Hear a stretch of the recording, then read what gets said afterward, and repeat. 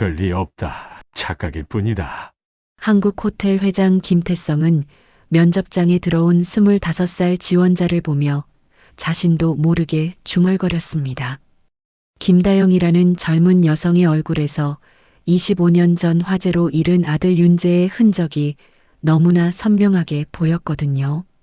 똑같은 눈매 말을 할 때 살짝 올라가는 입꼬리, 고개를 갸웃거리는 버릇까지 태성의 심장이 불규칙하게 뛰기 시작했습니다. 테이블 아래 숨긴 손이 미세하게 떨렸어요. 이 낯선 지원자가 왜 이토록 익숙한 걸까요? 죽은 사람을 닮을 수 있다는 게 이렇게 잔인한 우연일까요? 아니면 운명이 그에게 무언가를 말하려는 걸까요? 77년 인생에서 처음 느끼는 이 기묘한 끌림 앞에서 노 회장은 혼란스러워했습니다. 무너뜨렸던 감정의 벽이 한순간에 흔들리는 것을 느끼며 태성은 펜을 꽉 쥐었습니다. 이 모든 게 외아들을 잃은 김태성의 착각인 걸까요? 사연을 들으며 느낀 감정을 댓글로 공유해 주세요. 감사합니다. 새벽 5시 30분. 한국호텔 회장 김태성은 오늘도 어김없이 펜트하우스 서재에서 눈을 뜹니다. 침대가 아니었어요. 등받이 없는 딱딱한 의자에 앉은 채 책상 위에 엎드려 잠들었던 겁니다.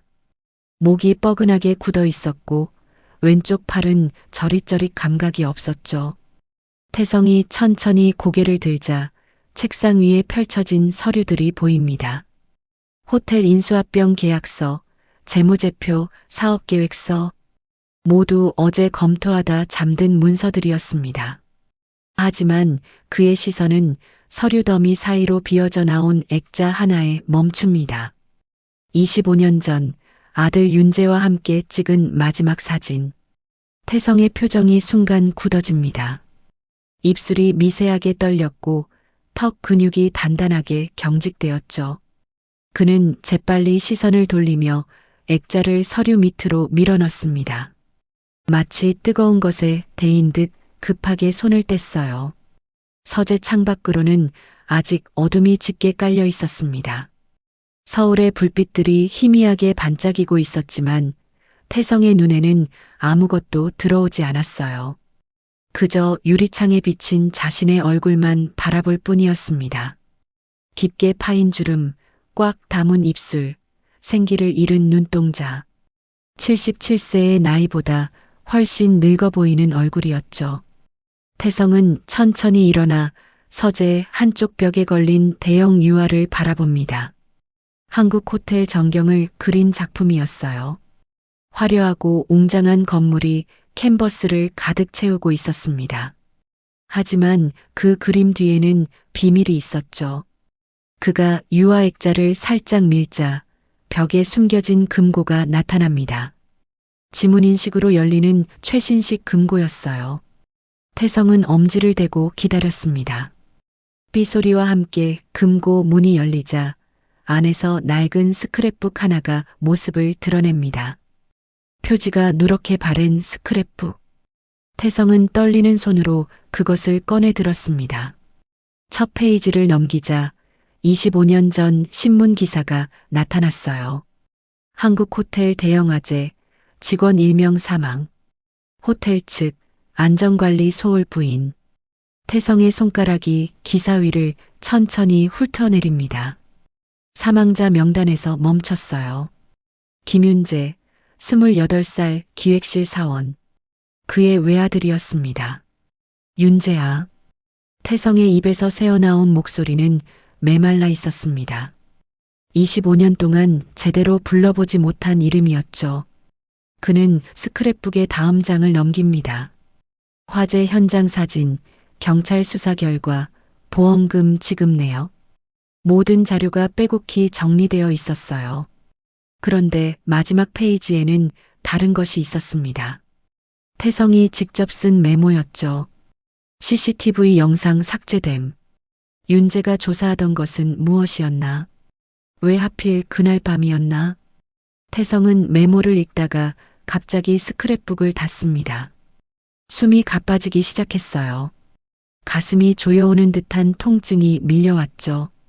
그는 급하게 서랍을 열고 심장약을 꺼내 삼킵니다. 감춰진 진실도 결국 누군가의 손에 닿는다. 태성이 혼잣말처럼 중얼거렸습니다. 누군가 그에게 했던 말이었어요. 아니, 어쩌면 스스로에게 하는 경고였을지도 모릅니다. 그는 스크랩북을 다시 금고에 넣고 문을 닫습니다. 유화를 제자리로 돌려놓으며 깊은 한숨을 내쉬었어요. 진실을 밝힐 용기조차 없었던 지난 세월이 스스로에게도 상처로 남았지만 이제 와서 무엇을 할 수 있겠습니까? 태성은 서재를 나와 거실로 향합니다. 텅 빈 공간이었어요. 300평이 넘는 펜트하우스지만 그 안에는 생기라곤 찾아볼 수 없었습니다. 대리석 바닥에 울리는 발걸음 소리만이 공허하게 메아리쳤죠. 주방으로 들어간 태성은 커피 머신 앞에 섭니다. 매일 같은 시간, 같은 양의 에스프레소를 내렸어요. 25년 동안 변하지 않은 루틴이었습니다. 뜨거운 커피를 한 모금 마시자 쓴맛이 입안 가득 퍼집니다. 그는 그 쓴맛을 음미하듯 천천히 삼켰어요. 거실 창가에 서서 태성은 동이 트는 서울을 바라봅니다. 하늘이 점점 밝아오고 있었죠. 새로운 하루가 시작되는 겁니다. 하지만 그에게는 모든 날이 똑같았어요. 죄책감과 후회, 그리고 일. 그것만이 그의 삶을 채우고 있었습니다. 휴대폰이 울립니다. 비서실장의 전화였어요. 회장님, 오늘 오전 10시 비서실 신입 공개 채용 최종 면접이 있습니다. 참석 예정이신지 확인차 연락드렸습니다. 태성은 잠시 침묵했습니다. 평소라면 그런 자리에 직접 나가지 않았을 겁니다. 하지만 왠지 오늘은 달랐어요. 참석하겠습니다. 전화를 끊고 태성은 다시 창밖을 바라봅니다. 해가 완전히 떠올랐어요. 그런데 이상하게도 오늘따라 가슴 한구석이 묵직하게 내려앉는 것 같았습니다. 마치 무언가 중요한 일이 일어날 것만 같은 설명할 수 없는 예감이 그를 감싸고 있었죠. 아침 8시 한국호텔 회장실. 태성은 대형 창문 앞에 서서 도심을 내려다보고 있었습니다. 손에는 따뜻한 차가 들려 있었지만 한 모금도 마시지 않았어요. 그저 찻잔에서 피어오르는 김을 멍하니 바라볼 뿐이었죠.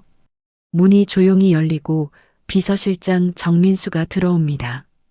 50대 초반의 그는 태성 곁에서 15년을 함께한 사람이었어요.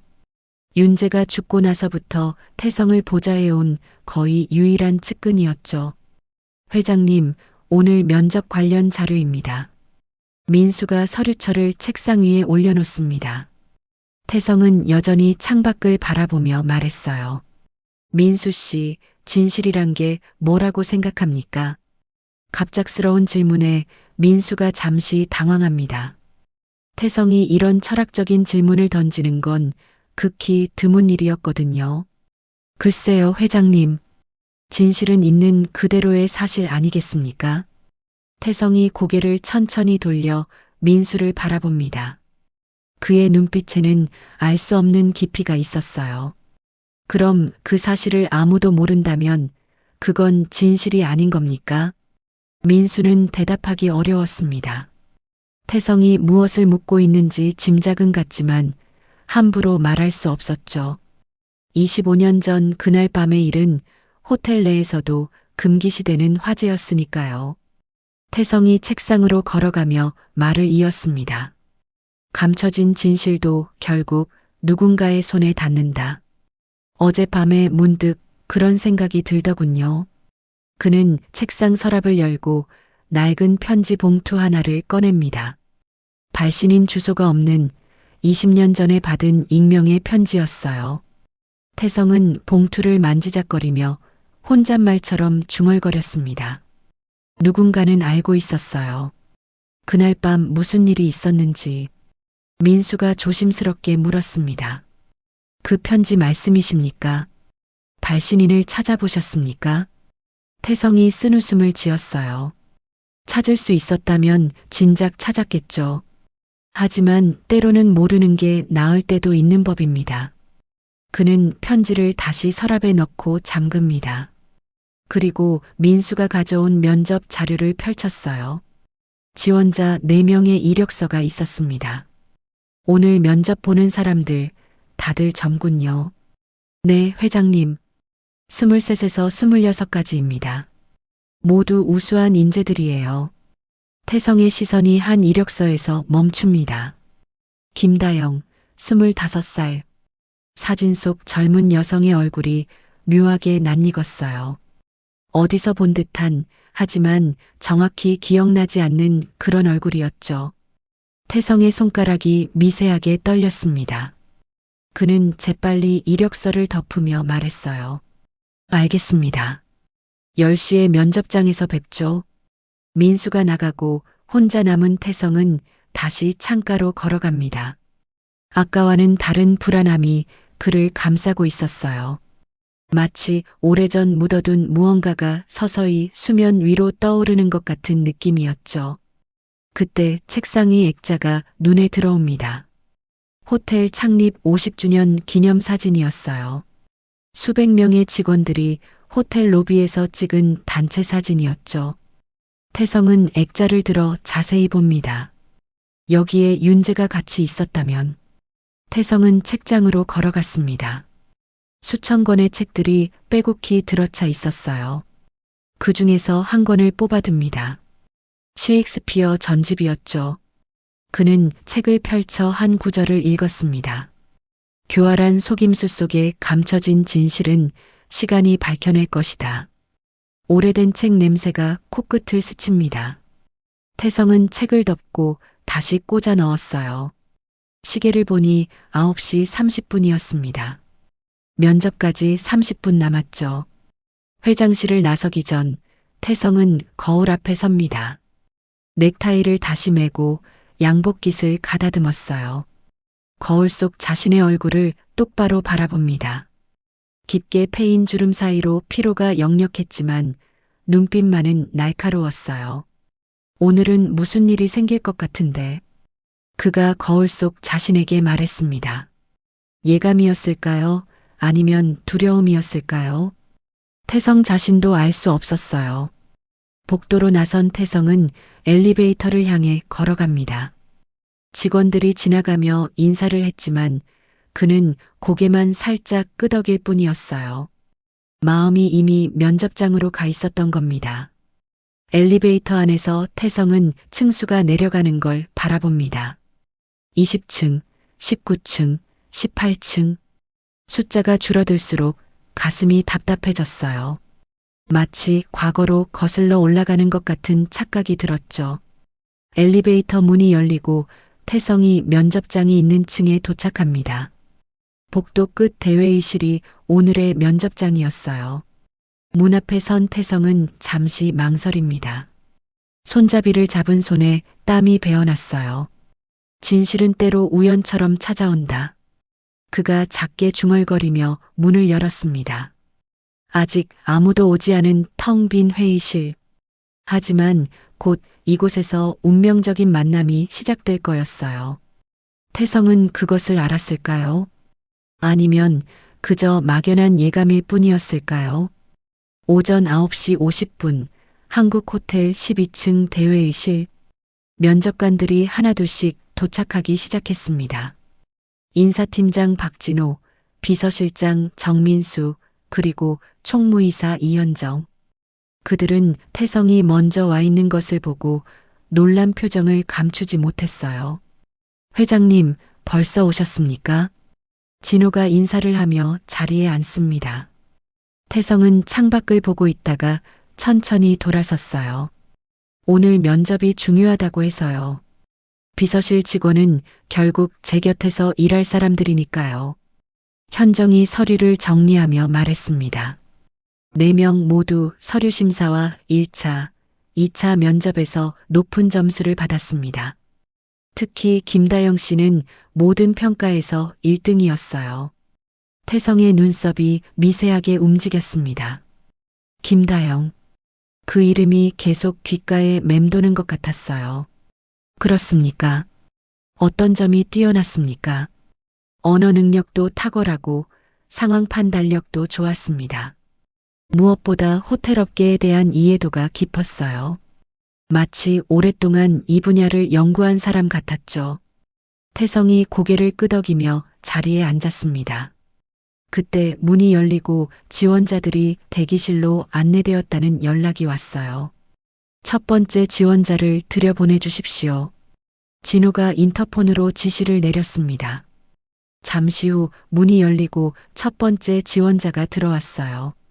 긴장한 표정의 청년이었죠. 태성은 별다른 감흥 없이 질문을 이어갔습니다. 두 번째, 세 번째 지원자도 마찬가지였어요. 뛰어난 스펙, 준비된 답변들. 하지만 태성에게는 그저 똑같은 얼굴들로만 보였죠. 그는 기계적으로 질문하고 평가했습니다. 네 번째 지원자 들여보내주십시오. 문이 열렸습니다. 그리고 김다영이 들어왔어요. 태성의 시간이 멈춘 것 같았습니다. 단정한 검은색 정장을 입은 젊은 여성, 어깨까지 내려오는 머리카락, 또렷한 이목구비. 하지만 태성을 멈추게 한 건 그녀의 외모가 아니었어요. 눈빛이었습니다. 그 깊고 맑은 눈동자가 너무나 낯익었죠. 안녕하십니까? 김다영입니다. 다영이 인사를 하며 고개를 숙였습니다. 목소리도 어딘가 익숙했어요. 태성은 자신도 모르게 의자에서 앞으로 몸을 기울였습니다. 앉으십시오. 진호가 말했지만 태성은 다영의 얼굴을 뚫어지게 바라보고 있었어요. 다영도 태성과 시선이 마주치자 잠깐 당황한 듯 했습니다. 하지만 이내 침착함을 되찾고 자리에 앉았죠. 자기소개를 해주시겠습니까? 현정이 질문했습니다. 다영이 차분한 목소리로 답했어요. 저는 25살 김다영입니다. 대학에서 호텔 경영학을 전공했고 졸업 후 1년간 중소호텔에서 근무했습니다. 하지만 제 꿈은 항상 한국 호텔이었어요. 왜 한국 호텔입니까? 태성이 갑자기 끼어들었습니다. 다른 면접관들이 놀란 눈으로 그를 봤어요. 회장이 직접 질문하는 건 흔치 않은 일이었거든요. 다영이 태성을 똑바로 바라보며 답했습니다. 어릴 때부터 한국 호텔은 제게 특별한 의미였습니다. 어머니께서 늘 말씀하셨어요. 한국 호텔은 단순한 호텔이 아니라 한국 서비스업의 자존심이라고요. 태성의 손이 테이블 아래에서 떨렸습니다. 그는 손을 꽉 쥐어 떨림을 멈추려 했어요. 어머니께서 호텔업에 관심이 있으셨습니까? 어머니께서 25년 전 한국 호텔에서 인턴을 하셨다고 들었습니다.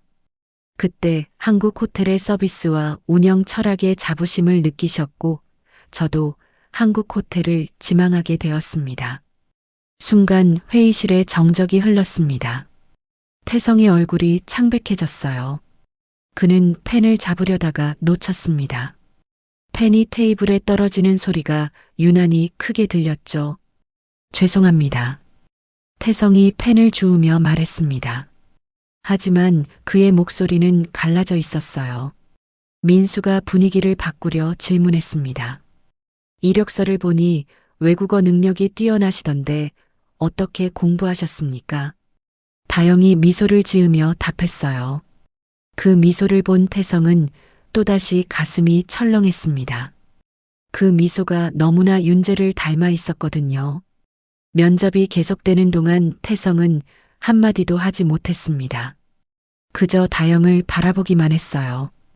그녀의 말투, 손짓, 고개를 갸웃거리는 버릇까지 모든 것이 윤재를 떠올리게 했죠. 마지막으로 하고 싶은 말씀이 있으십니까? 진호가 마무리 질문을 했습니다. 다영이 잠시 생각하더니 말했어요. 저는 한국 호텔에서 일하는 것이 운명이라고 생각합니다. 설명할 수는 없지만 여기 있어야 할 이유가 있는 것 같아요. 태성이 갑자기 일어섰습니다. 모두가 놀란 눈으로 그를 봤어요. 잠시 실례하겠습니다. 그는 급하게 회의실을 나갔습니다. 복도에서 태성은 벽에 기대어 숨을 고르려 했어요.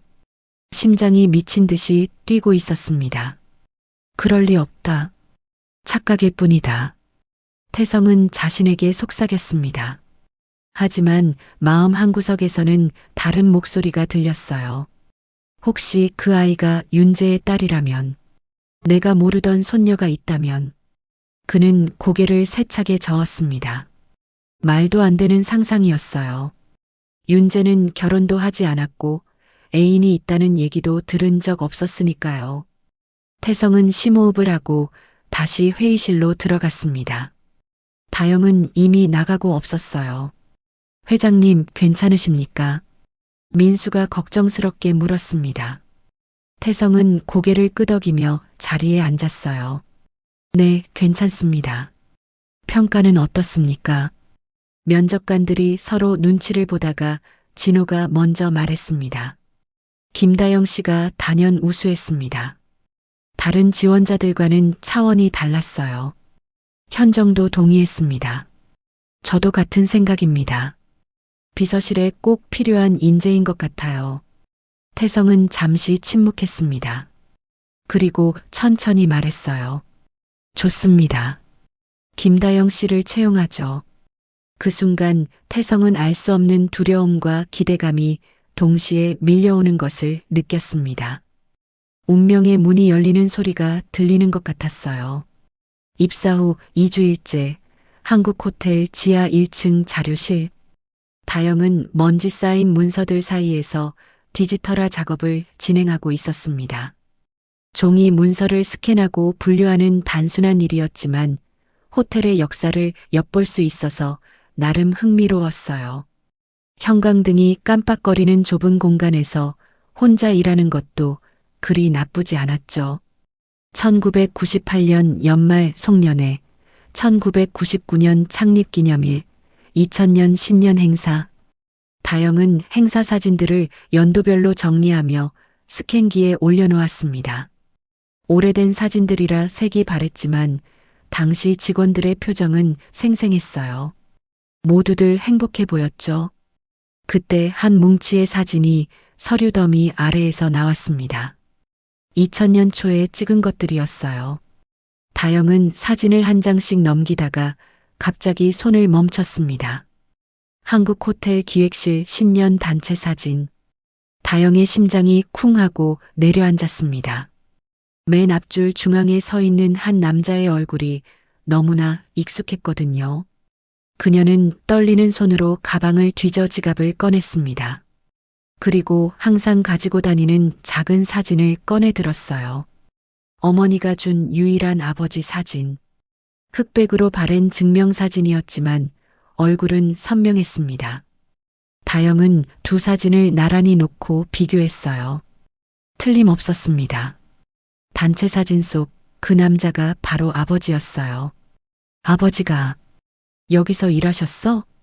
다영은 단체 사진을 다시 자세히 들여다봤습니다. 사진 아래에는 작은 글씨로 이름들이 적혀 있었어요.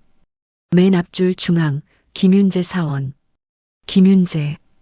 어머니가 가끔 잠꼬대로 부르시던 그 이름이었습니다. 다영은 아버지의 이름을 제대로 들어본 적이 거의 없었어요. 어머니는 늘 그저 내 아버지라고만 하셨으니까요. 다영은 급하게 다른 사진들을 뒤졌습니다. 2000년 자료 중에 아버지가 나온 사진이 더 있을지도 모른다는 생각이 들었어요. 회식 사진, 워크숍 사진, 각종 행사 사진들을 하나하나 확인했죠. 그러다가 신문 스크랩 파일을 발견했습니다. 2000년 4월자 신문들이었어요. 다영은 별 생각 없이 넘기다가 큰 제목을 보고 숨이 막혔습니다. 한국호텔 심야화재, 직원 1명 사망. 김윤재 사원 28 젊은 나이에 비극적 최후. 다영의 손이 부들부들 떨렸습니다. 신문을 놓칠 뻔했어요. 기사를 읽어 내려가는 눈에서 눈물이 흘러내리기 시작했죠. 화재는 4월 15일 새벽 2시경 발생. 당시 야근 중이던 김윤재 사원이 미처 빠져나오지 못하고 사망. 화재 원인은 전기 누전으로 추정. 새벽 2시. 다영은 손등으로 눈물을 닦았습니다. 어머니가 왜 자세한 얘기를 하지 않으셨는지 이제야 알 것 같았어요. 너무나 끔찍한 사고였으니까요. 기사에는 작은 사진도 실려 있었습니다. 화재로 검게 그을린 호텔 사무실 모습이었어요. 다영은 사진을 보며 가슴이 찢어지는 것 같았습니다.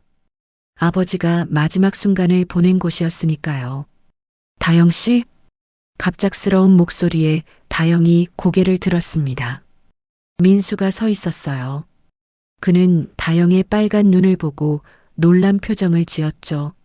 무슨 일이십니까? 울고 계셨나요? 다영은 급히 눈물을 닦으며 신문을 덮었습니다. 아니에요. 먼지가 많아서 눈이 좀. 민수는 다영이 보고 있던 신문을 힐끗 봤습니다. 2000년 4월자 화재 기사였어요. 그의 표정이 어두워졌죠. 그 사건을 보고 계셨군요. 네. 디지털화 작업 중에 발견했어요. 정말 안타까운 사고였네요. 민수가 한숨을 쉬었습니다. 그분은 정말 훌륭한 분이셨어요. 능력도 뛰어나셨고 무엇보다 정의감이 강하셨죠. 그런 분이 그렇게 가시다니. 잘 아셨나 봐요. 네, 저보다 1살 많으셨는데 많이 배웠습니다. 항상 메모하는 습관이 있으셔서 갈색 가죽 수첩을 늘 가지고 다니셨어요. 다영의 가슴이 또 한 번 철렁했습니다. 어머니가 가지고 계신 낡은 수첩이 떠올랐거든요. 갈색 가죽 표지의 수첩. 어머니는 그것을 너무나 소중히 보관하고 계셨죠. 그 수첩은 화재 때 같이 없어졌겠죠? 민수가 고개를 갸웃거렸습니다. 이상하게도 현장에서 발견되지 않았다고 들었어요. 평소에 늘 가지고 계셨는데 말이죠. 아마 그날은 두고 오셨나 봅니다.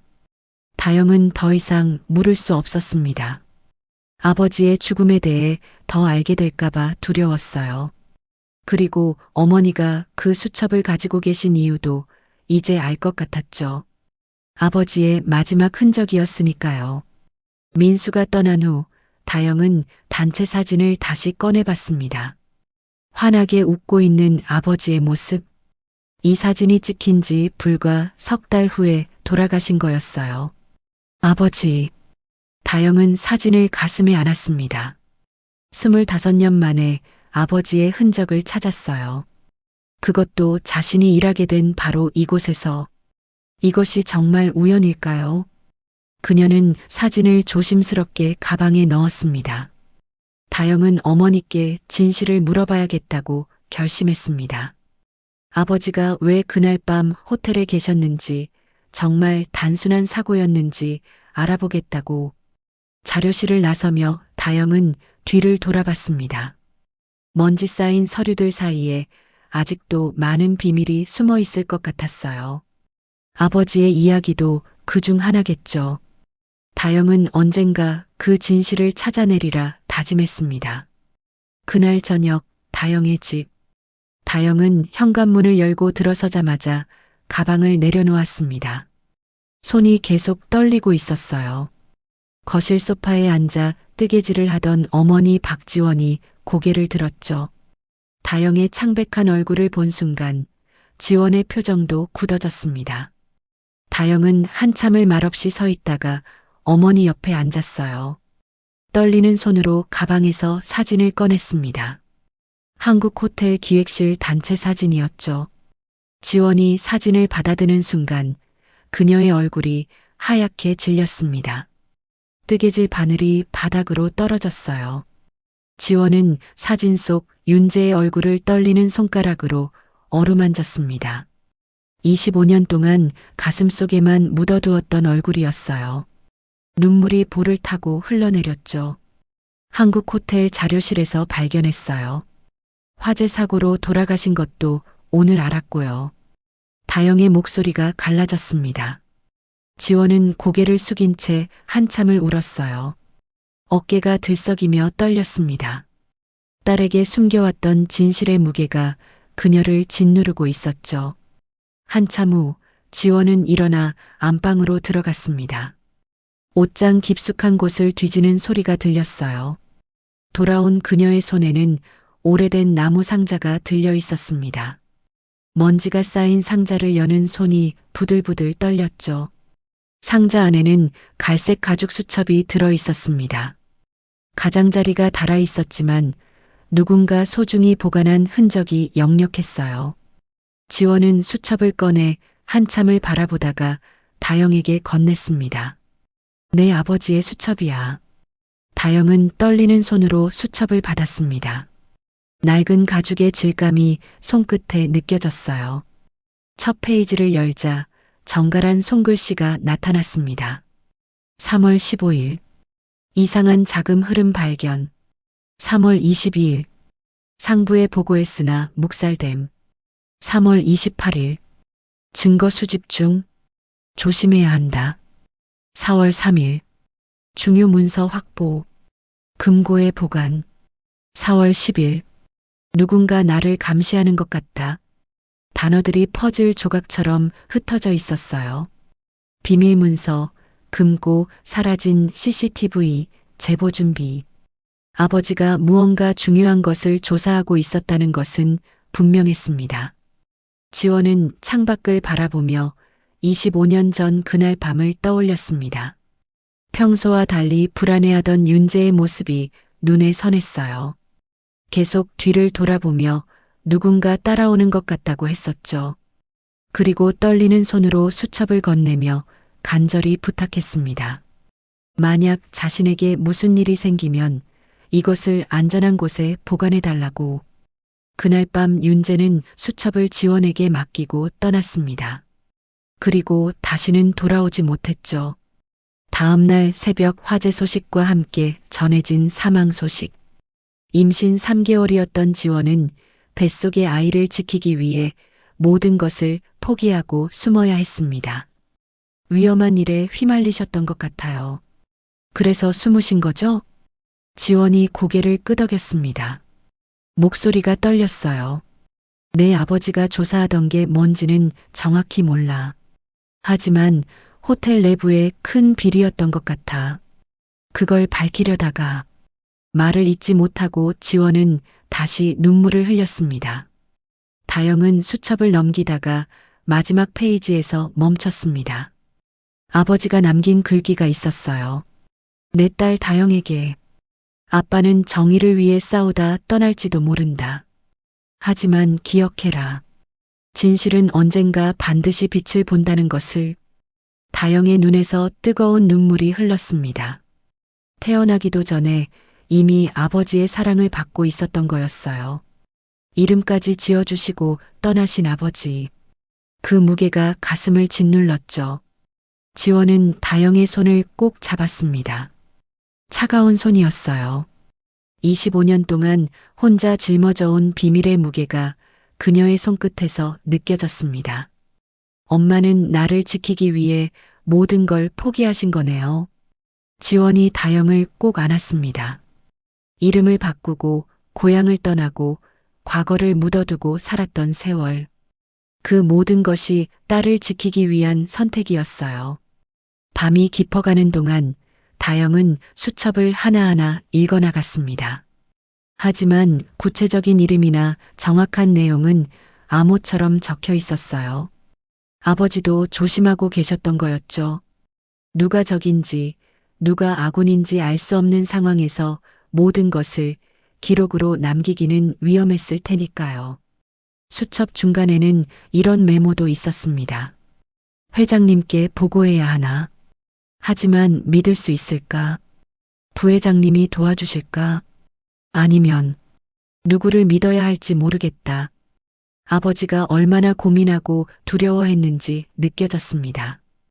혼자서 거대한 비리와 맞서야 했던 젊은 사원의 고독이 수첩 곳곳에 묻어 있었어요.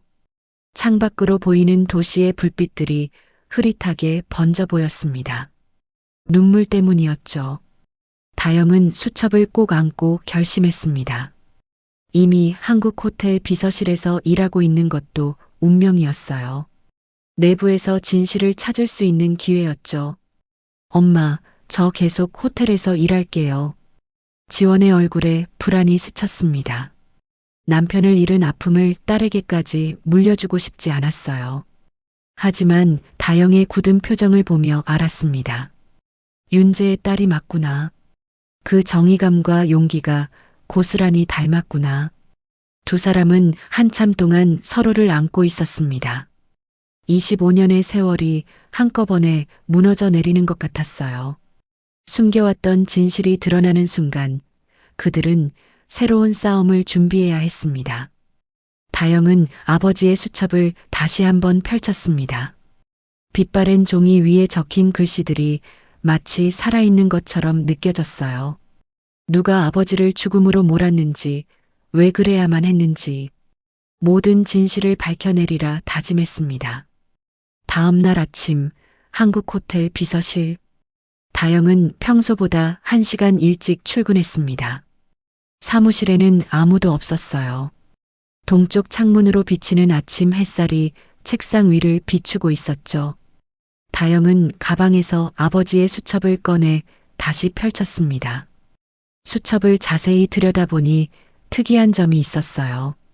날짜별로 기록된 내용들 사이에 작은 숫자들이 적혀 있었습니다.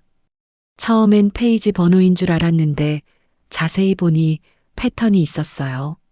3-15-7, 4-10-2, 2-28-5. 다영은 갑자기 떠오른 생각에 컴퓨터를 켰습니다. 호텔 내부 문서 관리 시스템에 접속했어요. 비서실 직원은 대부분의 자료에 접근할 수 있었죠.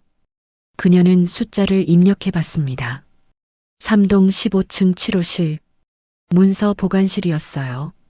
심장이 빠르게 뛰기 시작했습니다. 아버지가 남긴 암호였던 거예요. 다영은 메모장에 모든 숫자, 조합을 적어 내려갔습니다. 문서 보관실, 구간 창고, 지하 금고실. 아버지가 증거를 숨겨둔 장소들이었을 가능성이 높았어요. 그때 문이 열리고 누군가 들어왔습니다. 다영은 재빨리 수첩을 서랍에 넣었어요. 돌아보니 강재현 부회장이 서 있었습니다. 60대 중반의 그는 온화한 미소를 짓고 있었죠. 일찍 나왔구나, 다영 양. 부회장님, 안녕하세요. 다영은 일어나 인사했습니다. 재현은 다정한 표정으로 다가왔어요. 비서실 생활은 어떤가? 힘들지 않아? 재현의 목소리는 부드러웠습니다. 호텔 직원들 사이에서 그는 인자한 어른으로 통했어요. 회장과는 달리 직원들을 따뜻하게 대하는 것으로 유명했죠. 덕분에 잘 적응하고 있습니다. 그래, 다행이네. 젊은 인재가 들어와서 호텔의 활기가 도는 것 같아. 재현은 다영의 책상 위를 힐끗 봤습니다. 메모장에 적힌 숫자들이 보였지만 그는 아무 말도 하지 않았어요. 대신 주머니에서 사탕을 꺼내 다영에게 건넸습니다. 아침 일찍부터 고생이 많네. 당 떨어질 때 먹어.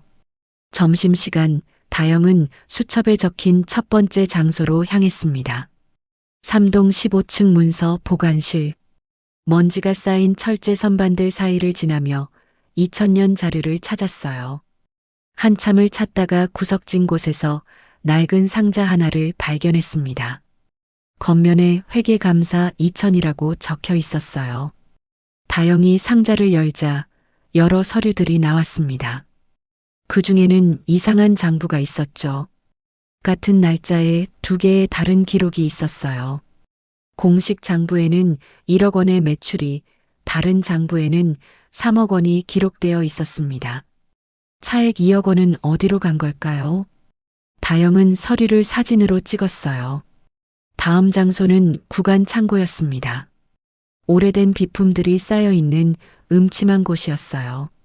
다영은 수첩의 암호를 따라 특정 구역을 찾았습니다. 거기에는 녹슨 철제 캐비닛이 있었죠. 캐비닛을 열자 비닐에 쌓인 서류 뭉치가 나왔습니다. 차명계좌 목록, 비자금 조성 내역, 그리고 결제 도장이 찍힌 문서들. 다영의 손이 떨렸어요. 아버지가 찾던 증거였습니다. 그런데 이상한 점이 있었어요. 결제란에는 회장 도장과 함께 다른 도장이 찍혀 있었는데 이름 부분이 까맣게 지워져 있었습니다. 누군가 의도적으로 지운 것 같았어요. 다영은 서류를 들고 나오려다가 발소리를 들었습니다. 누군가 창고로 들어오고 있었어요. 그녀는 급히 서류를 제자리에 넣고 캐비닛 뒤에 숨었습니다. 들어온 사람은 경비원이었어요. 그는 창고를 한 바퀴 둘러보고 나갔습니다. 다영은 안도의 한숨을 내쉬었죠. 하지만 이상했어요. 평소에는 아무도 오지 않는 창고인데 왜 갑자기 경비원이 순찰을 도는 걸까요? 비서실로 돌아온 다영은 마지막 장소를 확인하기로 했습니다. 지하 금고실. 하지만 그곳은 특별허가가 없으면 들어갈 수 없는 곳이었어요. 다영은 고민에 빠졌습니다. 그때 민수가 다가왔어요. 다영 씨, 오늘 야근 가능한가요? 회장님 일정 정리를 도와줄 사람이 필요해서요. 다영의 눈이 반짝였습니다. 야근을 하면 늦은 시간에 금고실에 접근할 기회가 생길지도 몰랐어요. 네, 가능합니다. 밤 9시 호텔은 조용해졌습니다. 다영은 회장실 일정을 정리하는 척하며 시간을 보냈어요. 10시가 되자 민수도 퇴근했습니다. 이제 기회였어요. 다영은 조심스럽게 지하로 내려갔습니다. 금고실 앞에는 전자잠금 장치가 있었어요. 그녀는 수첩을 다시 꺼내봤습니다. 마지막 페이지에 적힌 숫자가 있었죠. 혹시나 하는 마음에 입력해봤어요. 삐소리와 함께 문이 열렸습니다. 다영은 놀랐어요. 25년 전 비밀번호가 아직도 유효하다니. 아니면 아버지가 미리 설정해둔 백도어였을까요? 금고실 안에는 수많은 보관함이 있었습니다. 다영은 수첩의 마지막 암호를 따라 특정 보관함을 찾았어요. 열쇠 구멍이 있었지만 열쇠는 없었습니다. 그때 수첩 뒷표지에서 뭔가 만져졌어요. 가죽을 조심스럽게 벗기자 작은 열쇠가 나왔습니다. 다영의 가슴이 두근거렸어요. 아버지가 25년 전에 준비해둔 것이었죠. 보관함을 열자 여러 문서와 함께 낡은 카세트 테이프가 나왔습니다. 그리고 봉인된 봉투 하나. 겉면에는 이렇게 적혀 있었어요. 진실을 찾는 이에게 조심하시오. 그들은 아직 내부에 있어. 다영은 봉투를 품에 안고 금고실을 나왔습니다. 이제 진짜 수사가 시작되는 거였어요. 아버지가 남긴 단서들을 따라 25년 전 그날 밤의 진실을 밝혀야 했습니다. 일주일 후 한국호텔 구간자료 보관소. 다영은 먼지 쌓인 철제 캐비닛들 사이에서 2000년도 문서들을 뒤지고 있었습니다. 지난 일주일 동안 그녀는 아버지의 수첩에 적힌 단서들을 하나씩 추적해 왔어요. 오늘은 화재 당시 보험 서류를 찾는 중이었죠. 한참을 찾다가 빛바랜 파일 하나를 발견했습니다. 화재 피해 보상 내역이었어요. 그런데 이상한 점이 있었습니다. 화재로 소실된 문서 목록에 회계 장부 전체가 포함되어 있었는데 보험금은 실제 피해액의 3분의 1만 청구되어 있었어요. 다영은 카메라로 서류를 촬영했습니다. 왜 호텔 측에서 손해를 감수하면서까지 보험금을 적게 청구했을까요? 뭔가 감추고 싶은 것이 있었던 게 분명했어요. 점심시간 다영은 호텔 구내식당에서 오래된 직원들을 만났습니다. 30년 넘게 근무한 주방장 김 씨가 있었어요. 다영은 조심스럽게 다가가 인사했습니다. 주방장님, 혹시 2000년도 화재 사건 때 계셨나요? 김 주방장의 표정이 어두워졌습니다. 포크를 내려놓고 주변을 둘러봤어요. 왜 그걸 묻나? 호텔 역사를 정리하는 프로젝트를 맡아서요. 김 주방장은 한참을 망설이다가 낮은 목소리로 말했습니다. 그날 밤은 이상했어.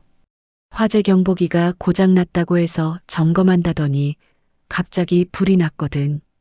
그것도 서류 보관실에서만. 다영의 심장이 빠르게 뛰었습니다.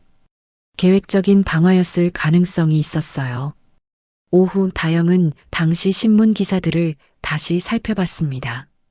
화재 원인은 전기 누전으로 결론 났지만 한 기자의 추가 취재 기사가 눈에 띄었어요. 현장에서 발견된 인화성 물질 흔적에 대한 의문을 제기한 내용이었죠. 하지만 후속 기사는 없었습니다.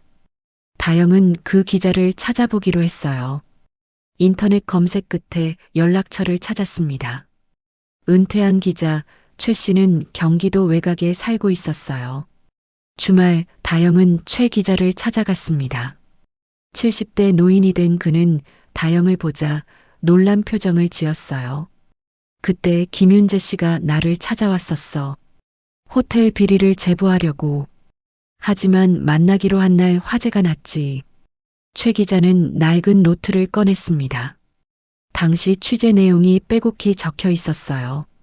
화재 현장에서 이상한 점들이 많았어. 스프링클러가 작동하지 않았고 비상구는 잠겨 있었지. 그리고 그는 사진 한 장을 꺼냈습니다. 화재 현장을 찍은 사진이었는데 한 남자가 건물에서 나오는 모습이 찍혀 있었어요.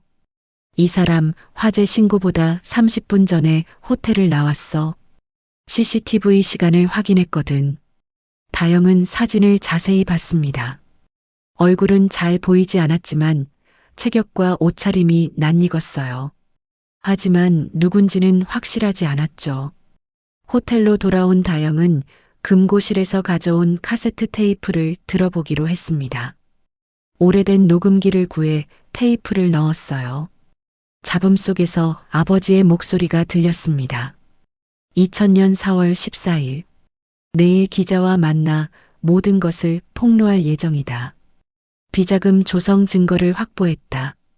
이중장부, 차명계좌, 횡령. 모든 것이 체계적으로 이루어졌다. 책임자가 누군지도 알았다. 하지만 녹음이 갑자기 끊겼습니다. 다영은 테이프를 다시 돌려봤지만 더 이상의 내용은 없었어요. 그때 봉인된 봉투를 열어봤습니다. 안에는 은행 거래 내역서와 함께 메모가 있었어요. 이 계좌들을 추적하면 진실을 알 수 있을 것이다. 하지만 조심하라. 그들은 무엇이든 할 수 있는 사람들이다. 다영은 계좌 번호를 확인했습니다. 스위스 은행과 케이만 제도의 계좌들이었어요. 국제적인 자금 세탁이 이루어진 정황이었죠. 밤늦게 사무실에서 자료를 정리하던 다영은 이상한 것을 발견했습니다. 2000년 4월 15일 화재 당일의 근무일지가 2개 있었어요. 하나는 정식일지, 다른 하나는 수정 전 초안이었죠. 초안에는 새벽 1시 30분에 강재현 부회장 퇴근이라고 적혀 있었습니다. 하지만 정식 일지에는 그 기록이 없었어요. 누군가 의도적으로 삭제한 것이었죠. 다영은 모든 증거들을 정리하기 시작했습니다. 퍼즐 조각들이 하나씩 맞춰지고 있었어요. 하지만 아직 결정적인 증거는 부족했습니다. 누가 방화를 지시했는지, 왜 아버지가 죽어야 했는지. 그때 휴대폰이 울렸습니다. 어머니였어요. 다영아, 조심해. 오늘 낯선 사람이 집 앞을 서성거렸어. 다영의 등줄기가 서늘해졌습니다. 누군가 그녀의 움직임을 눈치챈 것 같았어요. 하지만 여기서 멈출 수는 없었습니다. 진실이 곧 드러날 것 같았으니까요. 창밖을 보니 호텔 건물이 어둠 속에서 거대한 그림자를 들이우고 있었습니다. 25년 전 그날 밤도 이렇게 어두웠겠죠. 아버지가 마지막으로 본 풍경도 이랬을까요? 다영은 주먹을 꽉 쥐었습니다. 이제 곧 모든 진실이 밝혀질 거였어요. 며칠 후 밤 다영의 원룸. 다영은 책상 위에 모든 증거들을 펼쳐놓고 있었습니다. 아버지의 수첩, 이중장부, 은행 거래 내역, 화재 현장 사진, 근무일지. 퍼즐 조각들이 거의 맞춰지고 있었지만 아직 결정적인 한 조각이 빠져 있었어요. 그녀는 다시 카세트 테이프를 들어봤습니다. 끊긴 부분 이후에 뭔가 더 있을 것 같았거든요. 볼륨을 최대로 높이고 귀를 기울였어요. 그때 아주 희미한 소리가 들렸습니다. 테이프를 뒤집어야 한다는 걸 깨달았죠. 테이프를 뒤집어 재생하자 아버지의 목소리가 다시 들렸습니다. 하지만 이번엔 달랐어요. 급하고 떨리는 목소리였죠. 2000년 4월 14일 밤 11시. 지금 호텔로 가는 중이다. 부회장실에 결정적 증거가 있다는 제보를 받았다. 위험할 수도 있지만 가야 한다. 만약 내게 무슨 일이 생긴다면. 잠시 정적이 흐른 뒤 다시 목소리가 들렸습니다. 강재현 부회장이 모든 것의 배우다. 그가 비자금을 조성했고 회장님 몰래 횡령했다. 내가 이 사실을 알게 된 것을 그가 눈치챈 것 같다. 오늘 그가 나를 부회장실로 오라고 했다. 함정일 수도 있다. 하지만 다영의 손이 떨렸습니다. 강재현 부회장. 그 친절하고 온화한 얼굴 뒤에 이런 진실이 숨어 있었다니. 녹음은 계속되었어요. 증거를 남긴다. 부회장실 금고 비밀번호는 415. 내 생일이다. 아이러니하게도 그가 직접 알려준 비밀번호다. 그곳에 모든 증거가 있다. 원본 장부, 스위스 계좌 내역, 그리고 갑자기 차 문이 닫히는 소리와 함께 녹음이 끝났습니다. 아버지가 호텔에 도착한 순간이었겠죠. 그리고 그날 새벽 화재가 일어났어요. 다영은 충격에 몸을 떨었습니다. 강재현이 아버지를 불렀고 그날 밤 화재가 일어났다. 우연의 일치일까요? 아니면 그때 최 기자가 준 사진을 다시 봤습니다. 화재 현장에서 나오는 남자. 체격과 걸음걸이를 자세히 보니 강재현과 닮아 있었어요. 확실하지는 않았지만 가능성이 높았죠. 다영은 노트북을 켜고 2000년 4월 15일 뉴스를 검색했습니다. 그리고 놀라운 사실을 발견했어요. 화재 다음 날 강재현이 사장에서 부회장으로 승진했다는 기사가 있었던 거예요. 화재로 인한 혼란 속에서 조용히 발표된 인사였죠. 새벽 2시 다영은 잠을 이룰 수 없었습니다. 모든 증거가 강재현을 가리키고 있었어요. 하지만 이것만으로는 부족했습니다. 결정적인 물증이 필요했죠. 다음 날 아침 다영은 일찍 출근해서 부회장실로 향했습니다. 강재현은 보통 9시에 출근했으니 시간이 있었어요. 비서실 직원이라 출입이 자유로웠죠. 부회장실은 고급스러운 가구들로 꾸며져 있었습니다. 다영은 책장 뒤에 있는 금고를 찾았어요. 디지털 잠금 장치였습니다. 떨리는 손으로 415를 입력했어요. 삐소리와 함께 금고가 열렸습니다. 25년이 지났는데도 비밀번호가 같았어요. 강재현의 자만심이었을까요? 아니면 아버지의 생일을 기억하는 일종의 죄책감이었을까요? 금고 안에는 여러 서류철이 있었습니다. 그중 하나에 2000년이라고 적힌 것이 있었어요. 다영이 열어보니 충격적인 내용들이 들어 있었습니다. 원본 장부가 있었어요. 강재현의 서명과 도장이 선명하게 찍혀 있었죠. 수십억 원의 비자금이 그의 개인 계좌로 흘러간 기록이었습니다. 그리고 더 충격적인 문서가 있었어요. 화재 사고 보험금 수령 확인서. 수익자는 강재현이었습니다. 화재로 소실된 문서들에 대한 보상금 5억 원을 그가 개인적으로 받았던 거예요. 회사가 아닌 개인 명의로요. 마지막 페이지에는 메모가 있었습니다. 강재현의 필체였어요. 김윤재 처리 완료. CCTV 삭제 확인. 현장 증거 인멸 완료. 다영의 눈에서 눈물이 흘렀습니다. 아버지의 죽음이 단순한 사고가 아니었어요. 계획된 살인이었던 거죠. 그녀는 떨리는 손으로 모든 문서를 사진으로 찍었습니다. 그때 문이 열리는 소리가 들렸습니다. 다영은 급히 서류를 제자리에 넣고 금고를 닫았어요. 돌아보니 강재현이 서 있었습니다. 다영 양, 여기서 뭘 하고 있나? 강재현의 표정은 여전히 온화했지만 눈빛이 날카로웠어요. 다영은 침착하게 대답했습니다. 회장님 일정표를 가지러 왔는데 부회장님 것도 확인하려고 들렀습니다. 강재현이 천천히 다가왔습니다. 그의 시선이 금고 쪽을 향했어요. 그래, 수고했네. 그런데 다영 양 요즘 예전 자료들을 많이 보던데 무슨 프로젝트라도 하나? 다영의 등에 식은땀이 흘렀지만 태연한 척했습니다. 호텔 역사 정리 프로젝트요. 창립 기념일을 앞두고 있어서요. 강재현이 미소를 지었습니다. 하지만 그 미소가 오히려 섬뜩했어요. 그래, 역사는 중요하지. 하지만 때로는 묻어두는 게 나은 역사도 있는 법이야. 그는 다영의 어깨에 손을 올렸습니다. 따뜻한 손이었지만 다영은 소름이 돋았어요.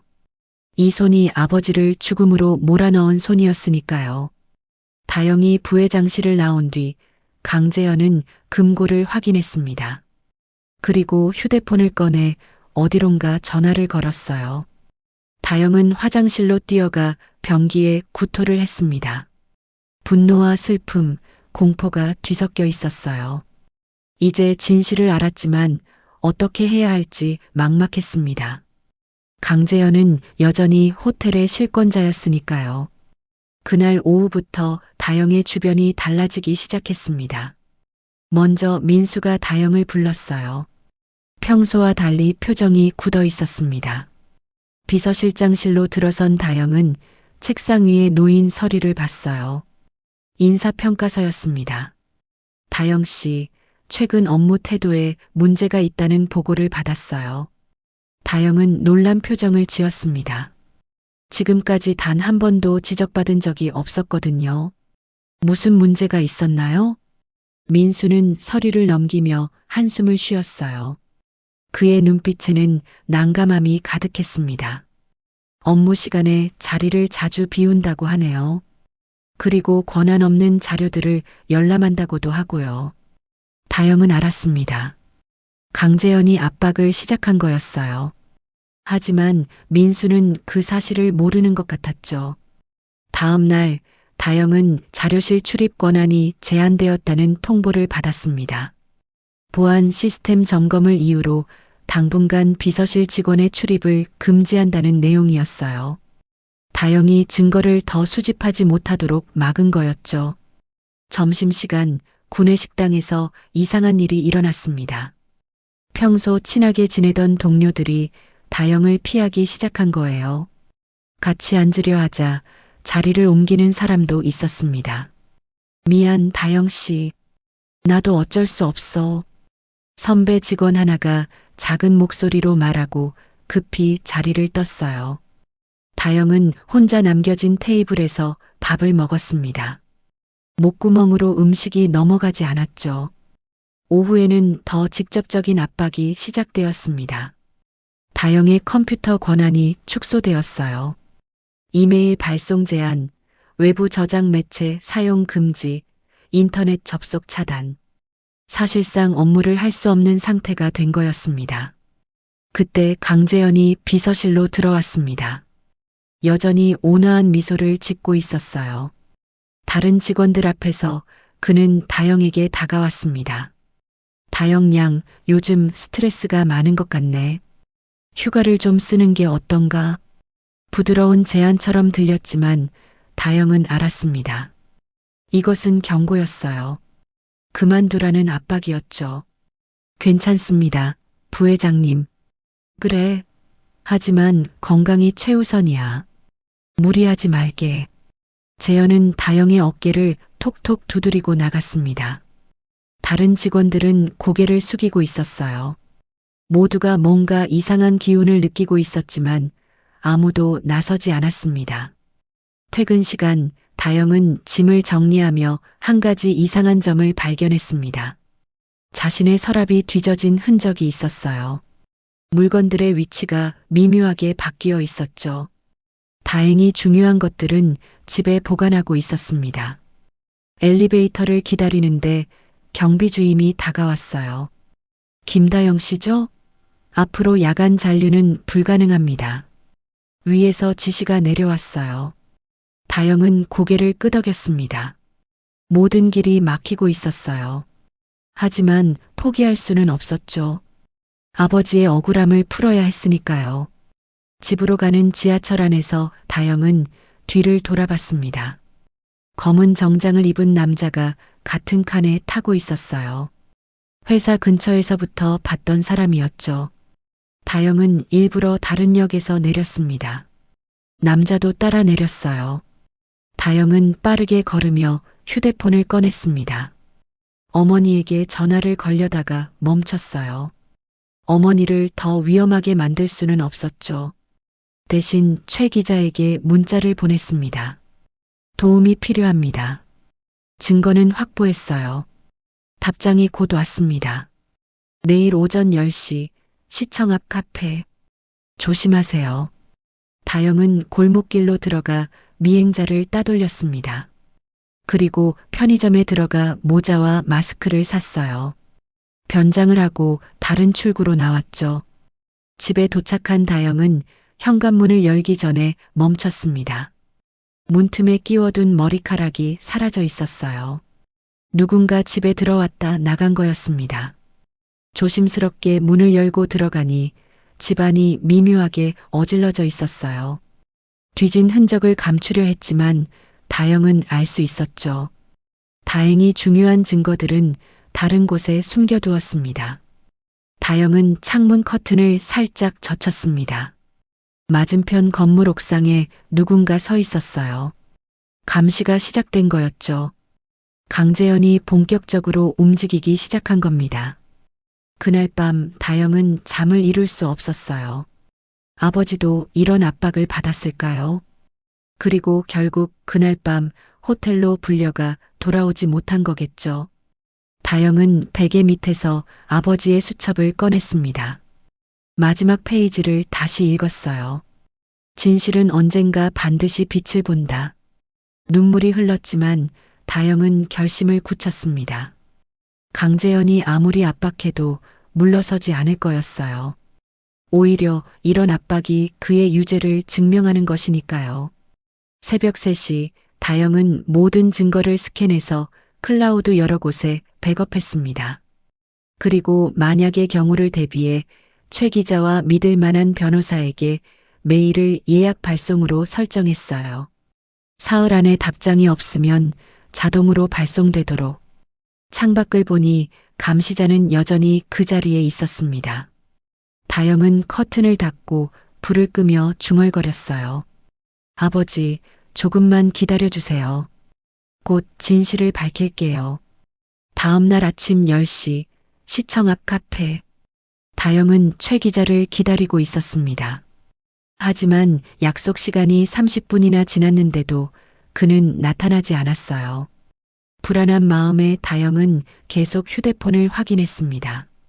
연락도 없었죠. 그때 휴대폰이 울렸습니다. 모르는 번호였어요. 다영이 전화를 받자 떨리는 목소리가 들렸습니다. 김다영 씨인가요?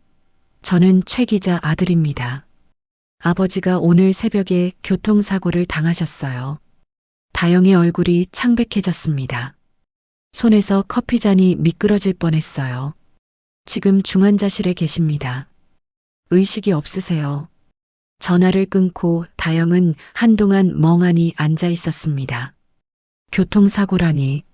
하필 오늘 아침에. 이것이 정말 우연일까요? 가방 속 아버지의 수첩을 만지며 불안감이 커졌습니다. 급하게 호텔로 돌아온 다영은 곧바로 지하 금고실로 향했습니다. 며칠 전 그곳에서 발견한 결정적 증거들을 다시 확인하려고 했어요. 하지만 금고실 앞에는 새로운 전자잠금 장치가 설치되어 있었습니다. 비밀번호도 바뀌어 있었죠. 다영은 다음 장소로 향했습니다. 구간 창고에 숨겨둔 서류들을 확인하러 간 거예요. 하지만 창고에 들어서자마자 충격에 빠졌습니다. 철제 캐비닛이 텅 비어 있었어요. 차명 계좌 목록, 비자금 내역, 모든 서류가 사라진 거였죠. 심지어 문서 보관실의 이중장부도 없어져 있었습니다. 다영이 사진으로 찍어둔 증거들만 남아 있었지만 원본이 없으면 법적 효력이 약했어요. 다영은 가방 속 수첩을 더욱 꽉 쥐었습니다.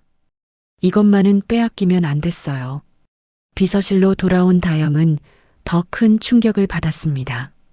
자신의 책상 위에 인사 발령 통지서가 놓여 있었어요. 지방지점으로의 전출 명령이었습니다. 내일부터 출근하라는 내용이었죠. 다영 씨, 이게 어떻게 된 일이야? 동료 직원이 걱정스럽게 물었지만 다영은 대답할 수 없었어요. 모든 것이 무너지고 있었습니다. 그때 민수가 다가왔습니다. 그의 표정은 복잡했어요. 다영 씨, 잠깐 얘기 좀 할까요? 회의실로 들어간 민수는 문을 닫고 낮은 목소리로 말했습니다. 지금 그만두는 게 좋을 것 같아요. 퇴직금도 특별히 많이 줄 테니. 실장님, 무슨 일이 일어나고 있는 건가요? 민수는 한숨을 쉬며 창밖을 바라봤습니다. 저도 잘 모르겠어요. 하지만 위에서 압력이 들어오고 있어요. 다영 씨를 내보내라고. 다영은 주먹을 꽉 쥐었습니다. 강재현이 모든 수단을 동원하고 있는 거였어요. 가방 속 수첩이 무겁게 느껴졌습니다. 퇴근 후 다영은 집으로 가는 대신 어머니 집으로 향했습니다. 하지만 집 앞에 도착하자마자 이상한 것을 발견했어요. 현관문이 열려 있었던 거예요. 다영이 급하게 들어가자 거실이 엉망이 되어 있었습니다. 어머니는 소파에 앉아 울고 있었어요. 다행히 다치지는 않았지만 얼굴이 창백했죠. 엄마, 괜찮아요? 다영아, 그들이 수첩을 찾으러 왔어. 하지만 없다고 하니까 그냥 갔어. 다영은 가방을 꽉 안았습니다. 그들이 찾던 수첩은 지금 자신이 가지고 있었으니까요. 어머니를 안심시킨 뒤 다영은 집을 나섰습니다. 경찰을 부르려 했지만 어머니가 말렸어요. 소용없어. 그들이 경고했어. 신고하면 너한테 해를 가하겠다고. 그날 밤 다영은 어머니를 안전한 곳으로 모신 뒤 집으로 돌아왔습니다. 현관문을 열자 거실 테이블 위에 편지 한 통이 놓여 있었어요. 그만두시오. 이것이 마지막 경고다. 수첩을 내놓으시오. 다영은 편지를 구겨버렸습니다. 하지만 손이 떨렸어요. 최 기자는 병원에, 어머니는 공포에 떨고 증거는 모두 사라졌습니다. 이제 남은 건 사진 파일과 이 수첩뿐이었죠. 컴퓨터를 켜서 백업해둔 파일을 확인하려 했습니다. 하지만 화면에 에러 메시지가 떴어요. 클라우드 계정이 해킹당한 거였습니다. 모든 파일이 삭제되어 있었어요. 다영은 무릎을 꿇고 주저앉았습니다. 절망감이 밀려왔어요. 강재현의 힘은 생각보다 훨씬 강했습니다. 돈과 권력으로 모든 것을 지울 수 있었던 거예요. 수첩을 꺼내 다시 한번 펼쳤습니다. 아버지의 글씨가 흐릿하게 보였어요. 눈물 때문이었죠. 이 수첩마저 빼앗기면 모든 게 끝이었습니다. 그때 휴대폰 메시지 알림이 울렸습니다. 발신자 없는 메시지였어요. 내일 밤 12시 호텔 옥상. 진실을 원한다면 혼자 오시오. 수첩을 가져오시오. 다영은 메시지를 보며 생각했습니다. 함정일 가능성이 높았어요. 25년 전 아버지도 이런 메시지를 받고 호텔로 갔다가 돌아오지 못했으니까요. 창밖을 보니 비가 내리기 시작했습니다. 어둠 속에서 한국 호텔 건물이 거대한 묘비처럼 서 있었어요. 그곳에서 모든 것이 끝날 것 같은 예감이 들었습니다. 다영은 수첩을 가슴에 안았습니다. 아버지가 남긴 마지막 증거. 이것만은 지켜야 했어요. 하지만 내일 밤 그녀는 이 수첩을 들고 옥상으로 가야 할지도 모릅니다. 아버지, 어떻게 해야 할까요? 대답은 없었지만 다영은 이미 결심하고 있었습니다. 내일 밤 옥상으로 갈 거였어요. 수첩과 함께. 그것이 함정이든 기회든 마지막 선택이었으니까요. 늦은 밤 11시 한국호텔 회장 전용 회의실. 태성은 이사회 자료를 검토하기 위해 회의실로 들어왔습니다. 형광등을 켜자 텅 빈 공간이 환하게 밝혀졌어요. 긴 회의 테이블 위에는 다영이 정리하다 만 서류들이 흩어져 있었습니다. 태성은 한숨을 쉬며 의자에 앉았어요. 최근 며칠 동안 다영의 모습이 이상했습니다. 초췌해진 얼굴, 불안한 눈빛, 그리고 오늘은 갑작스런 지방 발령까지. 뭔가 일이 벌어지고 있다는 걸 그도 느끼고 있었죠. 서류를 정리하던 태성의 손이 멈췄습니다. 테이블 아래 바닥에 뭔가 떨어져 있었어요. 몸을 굽혀 주워 들었습니다. 낡은 갈색 가죽 수첩이었어요. 수첩을 들어 올리는 순간 태성의 심장이 멈추는 것 같았습니다. 이 수첩은 너무나 익숙했어요. 25년 전 아들 윤재의 25번째 생일에 직접 선물했던 것이었거든요. 떨리는 손으로 수첩을 펼쳤습니다. 첫 페이지에 윤재의 필체가 선명했어요. 태성의 눈에서 눈물이 흘러내리기 시작했습니다. 수첩 뒷표지를 보니 가죽 아래쪽에 작은 각인이 있었어요. 태성이 직접 새겨 넣은 문구였습니다. 윤재야, 내 길을 믿어라. 태성은 의자에 주저앉았습니다. 다리에 힘이 풀렸어요. 이 수첩이 왜 여기에 있는 걸까요? 화재 현장에서도 발견되지 않았던 수첩이 왜 지금 다영이 있던 자리에서 발견된 걸까요? 수첩을 넘기다가 태성의 손이 또 한 번 멈췄습니다. 중간쯤에 이런 내용이 적혀 있었어요. 오늘 그녀가 임신했다는 걸 알았다. 아이가 태어나면 다영이라 부르고 싶다. 언젠가 아버지께 꼭 소개하고 싶다. 태성의 숨이 막혔습니다. 다영. 그 이름이 여기 적혀 있었어요. 손자가 있었던 거였습니다. 윤재에게 아이가 있었고 그 아이의 이름이 다영이었어요. 김다영. 면접 때 느꼈던 묘한 끌림, 윤재를 닮은 눈빛과 말투, 설명할 수 없었던 친근함. 모든 퍼즐이 한순간에 맞춰졌습니다. 태성은 급하게 수첩을 더 넘겼습니다. 윤재가 조사하던 내용들이 빼곡히 적혀 있었어요. 비자금, 횡령, 장부 조작, 그리고 한 이름이 계속 반복되었습니다. 강재현 부회장. 태성의 얼굴이 창백해졌어요. 강재현이 배우였다는 거였습니다. 그가 믿고 의지했던 부회장이 아들을 죽음으로 몰아넣은 장본인이었어요. 수첩 마지막 페이지에는 이런 내용이 있었습니다. 2000년 4월 14일. 내일 모든 것을 폭로할 예정이다. 강재현 부회장이 나를 불렀다. 위험할 수도 있다. 하지만 가야 한다. 정의를 위해서. 태성은 수첩을 가슴에 안고 흐느꼈습니다. 윤재는 그날 밤 강재현을 만나러 갔고 새벽에 화재가 일어났어요. 그리고 강재현은 다음 날 사장으로 승진했죠. 25년 동안 태성은 아들을 죽인 범인과 함께 일해왔던 거였습니다. 그를 믿고 의지하고 때로는 가족처럼 여기면서 태성은 일어나 창가로 걸어갔습니다. 도시의 불빛들이 흐릿하게 보였어요. 눈물 때문이었죠. 그는 주먹으로 유리창을 쳤습니다. 피가 흘렀지만 아픔을 느낄 수 없었어요. 윤재야, 미안하다. 아버지가 너무 늦었구나. 태성은 휴대폰을 꺼내 비서실 내선 번호를 눌렀습니다. 하지만 다영은 받지 않았어요. 인사과에 확인해 보니 내일부터 지방 발령이라고 했습니다. 태성은 모든 것을 이해했어요. 다영이 진실을 파헤치고 있었고 강재현이 그것을 눈치채고 압박한 거였죠. 25년 전과 똑같은 일이 반복되고 있었습니다. 회의실 문이 열렸습니다. 강재현이 들어왔어요. 여전히 온화한 미소를 짓고 있었죠. 회장님, 이런 밤에 여기 계셨군요. 태성은 수첩을 등 뒤로 숨겼습니다. 강재현을 보는 것만으로도 분노가 치밀어 올랐지만 참아야 했어요. 그래, 재현 씨도 늦게까지 일하는군.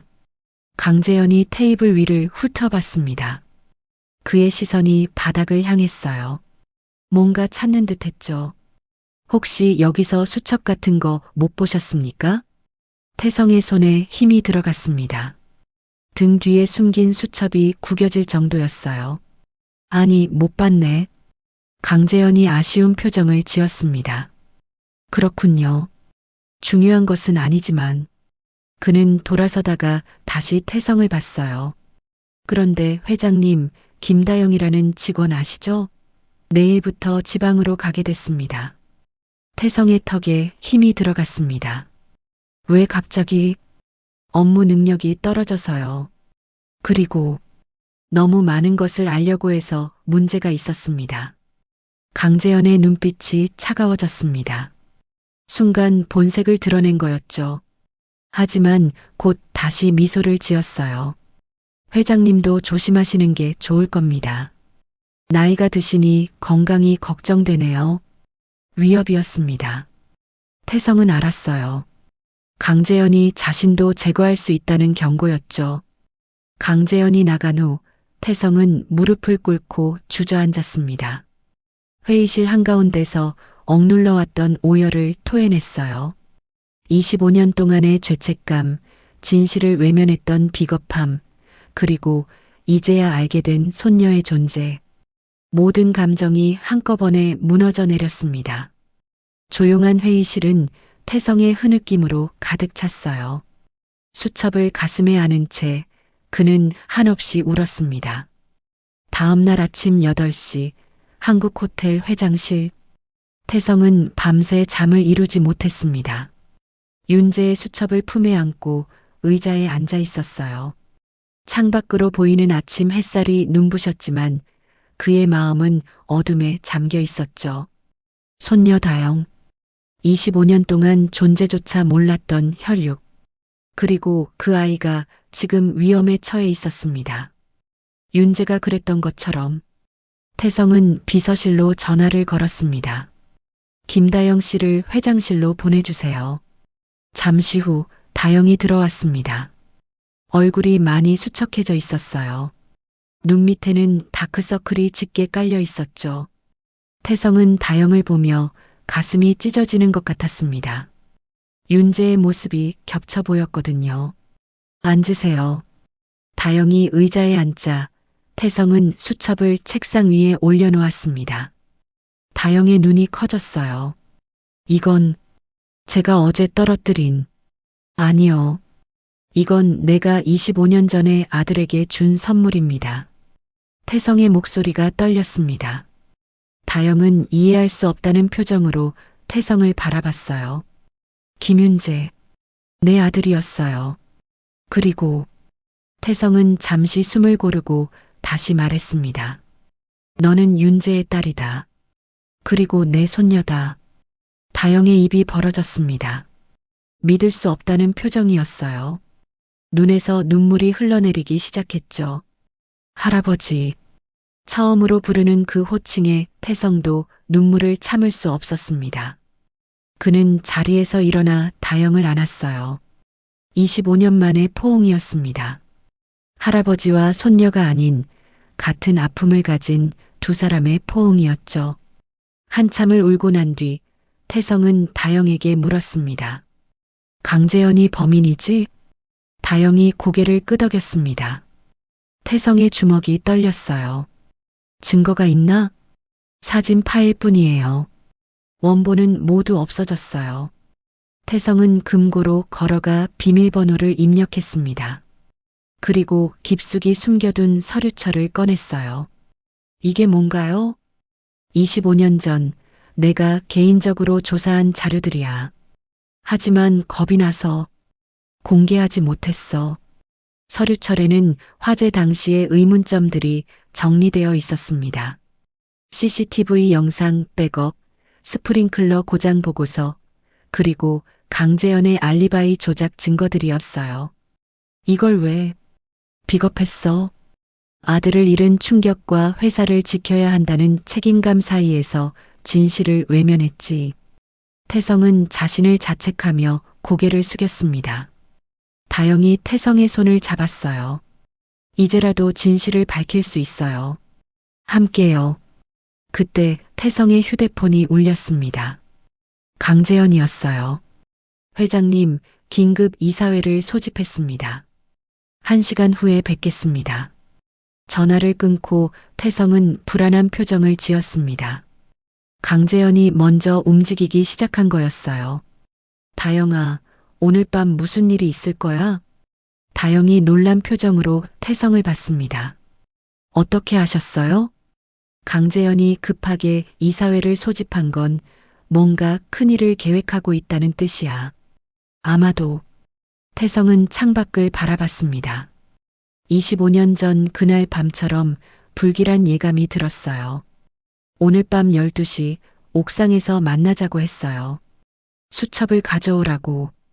태성의 얼굴이 창백해졌습니다. 역사가 반복되려 하고 있었어요. 가면 안 돼. 위험해. 하지만 이게 마지막 기회예요. 그를 함정에 빠뜨릴 수 있어요. 태성은 고민에 빠졌습니다. 다영을 위험에 빠뜨릴 수는 없었어요. 하지만 이대로 강재현을 놔둘 수도 없었죠. 좋아. 하지만 혼자는 안 돼. 내가 함께 갈 거야. 다영이 고개를 저었습니다. 안 돼요. 할아버지까지 위험해질 수 있어요. 이미 충분히 비겁했어. 이번엔 도망가지 않을 거야. 태성은 서랍에서 작은 녹음기를 꺼냈습니다. 최신형 초소형 녹음기였어요. 이걸 몸에 숨겨. 그리고 이 서류들을 검찰에 보낼 준비를 해도. 다영이 녹음기를 받으며 물었습니다. 이사회는 어떻게 하실 거예요? 태성의 눈빛이 날카로워졌습니다. 25년 만에 회장다운 카리스마가 돌아왔어요. 강재현이 나를 몰아내려 할 거야. 하지만 쉽게 당하지 않을 거다. 두 사람은 서로를 바라봤습니다. 할아버지와 손녀, 그리고 같은 적을 마주한 동지. 25년의 시간을 뛰어넘어 그들은 하나가 되었어요. 다영아, 오늘 밤이 지나면 모든 게 끝날 거야. 좋은 쪽이든 나쁜 쪽이든. 알아요. 하지만 두렵지 않아요. 할아버지가 계시니까요. 태성은 다영의 머리를 쓰다듬었습니다. 윤재가 살아있었다면 이런 모습이었을까요? 아들을 지키지 못한 죄책감이 다시 밀려왔지만 이번엔 다를 거였어요. 밖에서 발걸음 소리가 들렸습니다. 이사들이 모이기 시작한 거였죠. 태성은 일어서며 말했습니다. 시작이야. 각자 맡은 일을 하자. 다영도 일어섰습니다. 두 사람은 마지막으로 포옹했어요. 그리고 각자의 전쟁터로 향했습니다. 그날 밤 11시 50분 한국 호텔 옥상. 다영은 엘리베이터에서 내려 옥상으로 향하는 계단을 올랐습니다. 한 계단 한 계단 오를 때마다 심장이 빠르게 뛰었어요. 옷 안쪽에 숨긴 녹음기가 제대로 작동하고 있는지 확인했습니다. 빨간 불빛이 깜빡이고 있었죠. 옥상 문을 열자 차가운 바람이 얼굴을 스쳤습니다. 서울의 야경이 발밑에 펼쳐져 있었어요. 그리고 난간 근처에 강재현이 서 있었습니다. 평소와 달리 검은 코트를 입고 있었죠. 왔구나, 다영양. 재현이 돌아섰습니다. 온화한 미소는 사라지고 차가운 표정만 남아 있었어요. 수첩은 가져왔나? 다영은 가방에서 수첩을 꺼내 보였습니다. 재현의 눈빛이 반짝였어요. 좋아. 이리 가져와. 다영은 천천히 다가갔습니다. 그때 옥상 다른 쪽에서 발소리가 들렸어요. 태성이 나타났습니다. 재현 씨, 이제 그만하지. 재현의 표정이 굳어졌습니다. 예상치 못한 등장이었어요. 회장님, 왜 여기 계십니까? 이사회는 끝났나요? 이사회는 내가 중단시켰어. 더 중요한 일이 있어서. 태성이 다영 옆에 섰습니다. 할아버지와 손녀가 나란히 재현을 마주했어요. 재현이 웃음을 터뜨렸습니다. 차가운 웃음이었죠. 그래, 알고 계셨군요. 이 아이가 윤재의 딸이라는 것을. 25년이 걸렸지만 결국 알게 됐어. 그리고 내가 윤재를 죽였다는 것도. 재현의 눈빛이 날카로워졌습니다. 더 이상 숨길 필요가 없다는 듯 본색을 드러냈어요. 죽였다고? 난 그저 기회를 이용했을 뿐이야. 윤재가 먼저 나를 위협했어. 다영이 목소리를 높였습니다. 아버지는 정의를 위해 싸운 거예요. 재현이 비웃었습니다. 정의? 그런 건 없어. 있는 건 권력과 돈뿐이지. 태성이 한 발 앞으로 나섰습니다. 그래서 불을 질렀나? 무고한 사람을 죽이고. 재현이 주머니에서 라이터를 꺼냈습니다. 불꽃을 켜며 말했어요. 화재는 모든 것을 깨끗이 없애주지. 증거도 사람도. 그때 갑자기 옥상 문이 열렸습니다. 검은 정장을 입은 사람들이 들어왔어요. 다영과 태성은 놀랐지만 곧 안도했습니다. 검찰 수사관들이었거든요. 강재현 씨 체포영장이 발부됐습니다. 재현의 얼굴이 당황스러워졌습니다. 태성이 말했어요. 이사회 중단은 핑계였어. 검찰에 모든 증거를 제출했지. 다영도 녹음기를 꺼내 보였습니다. 방금 하신 자백도 모두 녹음됐어요. 재현이 뒷걸음질 쳤습니다. 난간 가까이 다가갔어요. 이럴 수는 없어. 25년 동안 완벽했는데. 수사관들이 다가오자 재현은 라이터를 높이 들었습니다.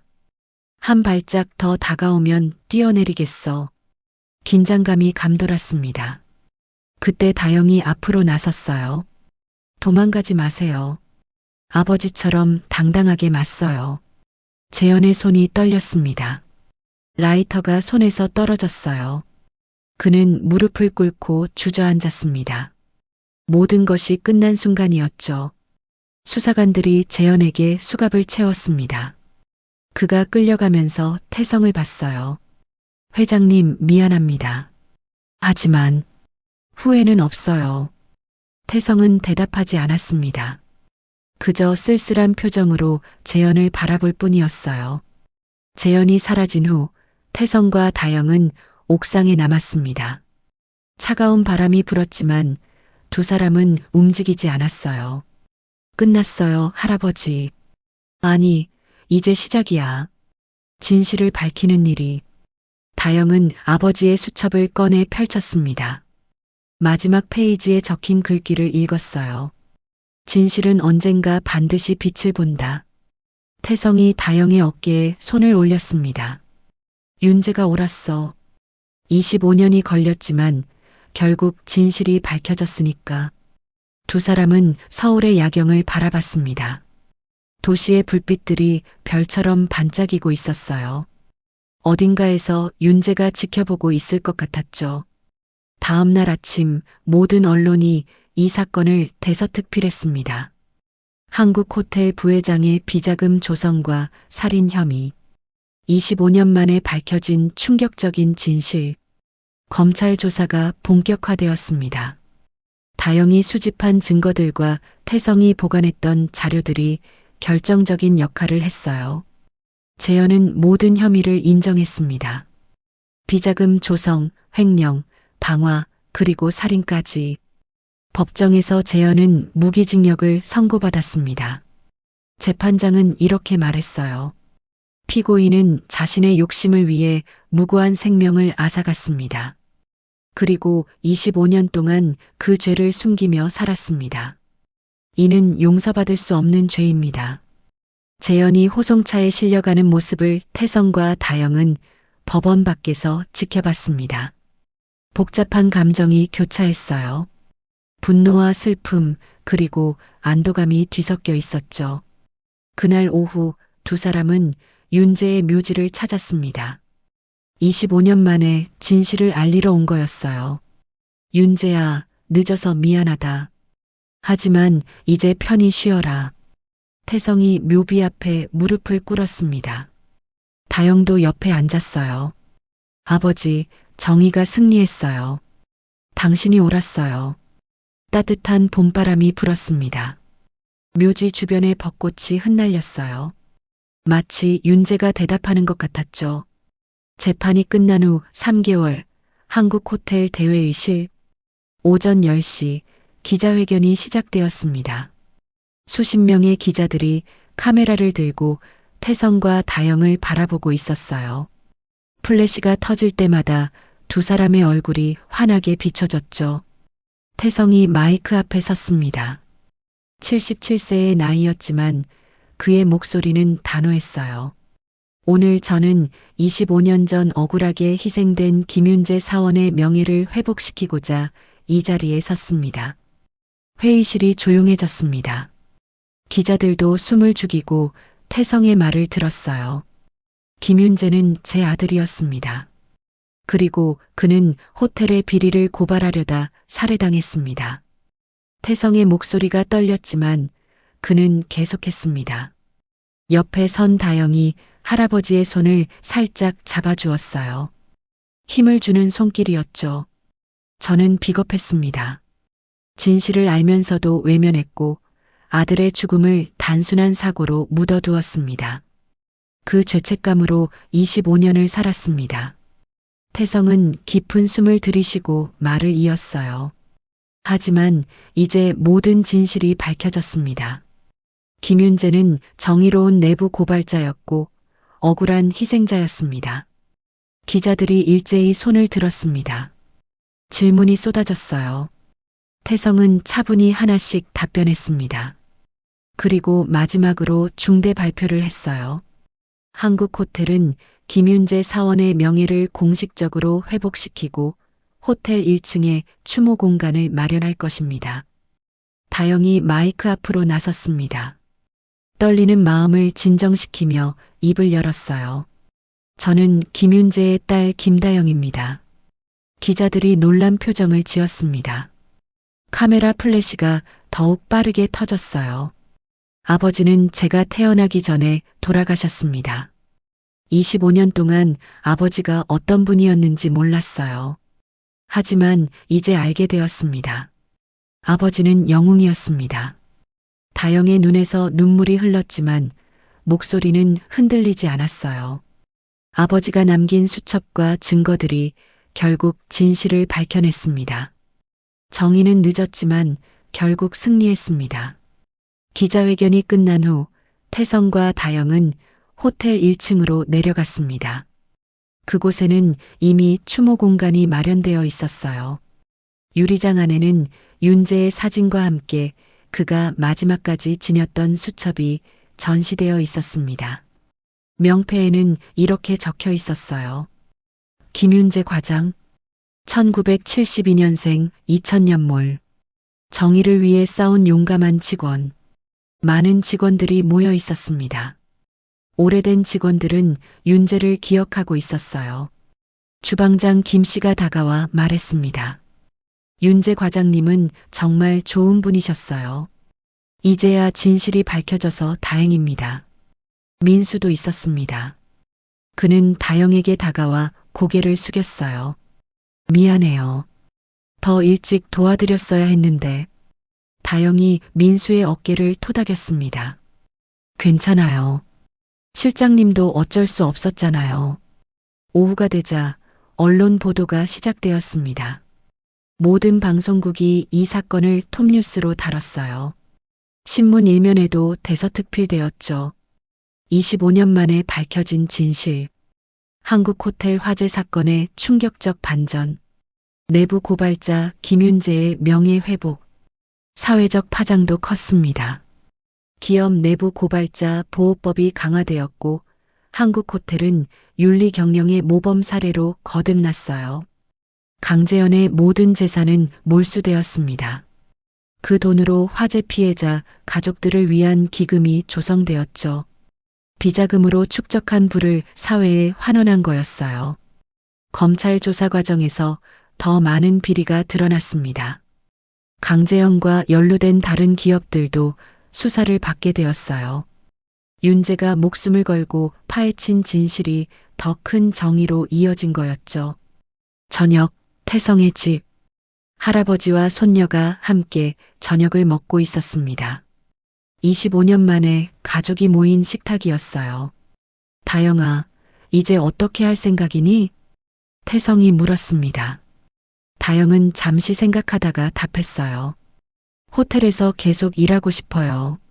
아버지가 사랑했던 곳이니까요. 태성이 미소를 지었습니다. 좋은 생각이야. 너라면 훌륭한 경영자가 될 거야. 할아버지가 가르쳐 주실 거죠? 물론이지. 두 사람은 창밖을 바라봤습니다. 한국 호텔이 보였어요. 불빛이 환하게 켜진 건물이 아름다웠죠. 이제 그곳은 더 이상 비극의 장소가 아니었습니다. 새로운 시작의 장소였어요. 다영은 아버지의 수첩을 펼쳤습니다. 마지막 페이지의 글귀를 다시 읽었어요. 진실은 언젠가 반드시 빛을 본다. 아버지, 당신이 옳았어요. 다영이 작게 중얼거렸습니다. 태성이 손녀의 어깨에 손을 올렸어요. 윤재가 하늘에서 자랑스러워할 거야. 밤이 깊어갔습니다. 하지만 두 사람의 마음은 그 어느 때보다 평화로웠어요. 25년의 아픔이 끝나고 새로운 미래가 시작되는 순간이었으니까요. 1년 후 2026년 4월 15일 한국호텔 1층 추모 공간. 아침 햇살이 유리창을 통해 들어와 윤재의 사진을 비추고 있었습니다. 26번째 기일이었어요. 하지만 이번은 달랐습니다. 더 이상 슬픔만의 날이 아니었죠. 추모 공간 앞에는 많은 사람들이 모여 있었습니다. 호텔 직원들, 기자들, 그리고 시민들까지 모두가 윤재를 기리러 온 거였어요. 태성은 휠체어에 앉아 있었습니다. 78세의 나이에 건강이 많이 약해졌지만 눈빛만은 여전히 맑았어요. 다영이 할아버지의 휠체어를 밀며 추모 공간 앞에 섰습니다. 아버지, 1년이 지났어요. 다영이 유리장 안의 수첩을 바라보며 말했습니다. 그 옆에는 새로운 것이 추가되어 있었어요. 정의의 수호자상이었죠. 정부에서 윤재에게 추서한 훈장이었습니다. 태성이 떨리는 손으로 유리장을 만졌습니다. 윤재아, 이제 내가 자랑스럽다고 당당히 말할 수 있구나. 그때 한 무리의 젊은이들이 다가왔습니다. 대학생들이었어요. 그들 중 한 명이 다영에게 말했습니다. 저희는 기업 윤리를 공부하는 학생들이에요. 김윤재 과장님의 이야기를 교과서에서 읽고 왔습니다. 다영의 눈가가 촉촉해졌습니다. 아버지의 이야기가 교육 자료가 되었다니 그의 희생이 헛되지 않았어요. 오전 10시 추모식이 시작되었습니다. 태성이 휠체어에서 일어서려 했어요. 다영이 부축했지만 그는 고개를 저었습니다. 혼자 설 수 있어. 태성은 떨리는 다리로 일어섰습니다. 그리고 마이크 앞에 섰어요. 오늘은 내 아들 김윤재의 26번째 기일입니다. 하지만 이제 그날은 비극의 날이 아닌 정의가 시작된 날로 기억될 것입니다. 사람들이 고개를 끄덕였습니다. 태성은 계속했어요. 윤재가 남긴 교훈을 잊지 말아야 합니다. 진실은 아무리 오래 숨겨도 결국 드러난다는 것을. 추모식이 끝난 후 다영은 호텔 최고층 회장실로 올라갔습니다. 1년 전 태성이 다영을 후계자로 지명했고 이제 그녀가 한국 호텔을 이끌고 있었어요. 회장실 책상 위에는 아버지의 사진이 놓여 있었습니다. 그 옆에는 할아버지와 함께 찍은 가족 사진도 있었죠. 25년 만에 이어진 가족의 모습이었어요. 민수가 들어왔습니다. 이제 그는 부사장이 되어 있었어요. 회장님, 오늘 일정 확인드립니다. 다영이 미소를 지었습니다. 회장님이라는 호칭이 아직도 어색했지만 책임감을 느끼게 했어요. 오늘은 특별한 날이니 일정을 비워주세요. 네, 알겠습니다. 민수가 나간 후 다영은 창밖을 바라봤습니다. 서울의 풍경이 한눈에 들어왔어요. 아버지도 이런 풍경을 꿈꿨을까요? 오후 다영은 어머니 지원과 함께 윤재의 묘지를 찾았습니다. 태성도 함께였어요. 세 사람은 묘비 앞에 꽃을 놓았습니다. 지원이 묘비를 어루만지며 말했습니다. 여보, 이제 편히 쉬어요. 우리 다영이가 당신의 뜻을 이어가고 있어요. 태성도 무릎을 꿇고 앉았습니다. 아들아, 용서해다오. 그리고 고맙다. 다영이라는 선물을 남겨줘서. 다영은 두 어른 사이에 서서 하늘을 올려다봤습니다. 맑은 하늘에 구름이 천천히 흘러가고 있었어요. 저녁, 한국호텔 대연회장. 김윤재 추모 장학재단 창립식이 열렸습니다. 형편이 어려운 학생들을 지원하는 재단이었어요. 태성과 다영이 사제를 털어 만든 거였죠. 수백 명의 사람들이 참석했습니다. 그 중에는 최 기자도 있었어요. 1년 전 사고에서 기적적으로 회복한 그는 휠체어를 타고 참석했습니다. 다영 씨, 윤재 씨가 자랑스러워할 거예요. 다영이 최 기자의 손을 잡았습니다. 감사해요. 기자님이 없었다면 진실을 밝히지 못했을 거예요. 행사가 끝나갈 무렵 다영은 무대에 올랐습니다. 사람들이 조용해졌어요. 제 아버지 김윤재는 정의를 위해 목숨을 바쳤습니다. 그의 희생이 헛되지 않도록 이 재단을 통해 더 많은 정의로운 사람들을 키워내겠습니다. 박수가 터져 나왔습니다. 태성도 손자 며느리를 자랑스럽게 바라봤어요. 밤 10시 한국호텔 옥상. 다영은 혼자 옥상에 올랐습니다. 1년 전 강재영과 대치했던 바로 그곳이었어요. 하지만 이제 그곳은 평화로운 공간이 되어 있었습니다. 난간에 기대어 서울의 야경을 바라봤어요. 반짝이는 불빛들이 별처럼 아름다웠죠.